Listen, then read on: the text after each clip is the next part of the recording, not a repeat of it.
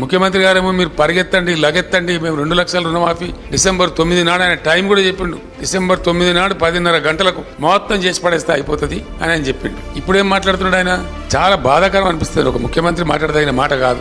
ఆయన స్వయంగా మరి ఎంత ధైర్యమా, అది ఏం ధైర్యమా, లేకపోతే ఆయన అర్భకత్వమా, తెలివి తక్కువతనమా, మూర్ఖత్వమా అర్థం కాదు. డైరెక్ట్ గా టీవీ ముందు ఆయన ఏం చెప్తాడంటే, నేను సోషల్ మీడియాలో చూసిన నాకు పిల్లలు చూపెట్టి, నేను నా 1 సంవత్సరం దోపిడీని ఆపేస్తే నా ఎడమ చేతిని ఇచ్చేస్తాం రుణమాఫీ అంటాడు ఆయన. ఆయన స్వయంగా చేసే దోపిడీని 1 సంవత్సరం ఆపేస్తే 40,000 కోట్లు అసలు లెక్కనే కాదు, నేను ఇట్లా ఎడమ చేతితో రుణమాఫీ చేస్తా అంటాడు ఆయన. ఎవరు చెప్పాలి ఆయనకు? ఒక వ్యక్తి యొక్క మూర్ఖత్వానికి కూడా అవధులు ఉంటాయి. ఏం మాట్లాడుతున్నామో తెలిసి అంత ఒళ్ళు తెలియకుండా మాట్లాడకూడదు. అది మీడియా ముందు అసలు మాట్లాడకూడదు. ఎందుకంటే ఇది సోషల్ మీడియా యుగం.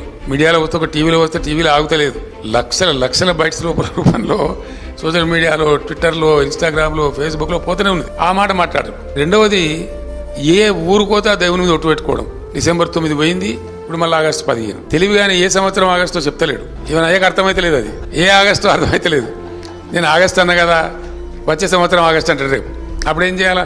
ఇటువంటి అనుమానాలు నేను చెప్తున్నా కాదండి. నేను సాయంత్రం పూట వెళ్తుంటాను. ఎందుకంటే బాగా 46-47 డిగ్రీలు ఎండ ఉండే, ఇంట్లో కూర్చునే ఇంత భరించరాకుండా ఉండే.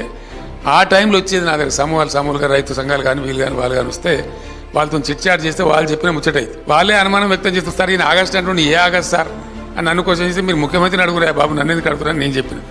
అట్లా ఆ రకంగా వ్యవసాయ రంగాన్ని పూర్తిగా నిర్లక్ష్యం చేయడం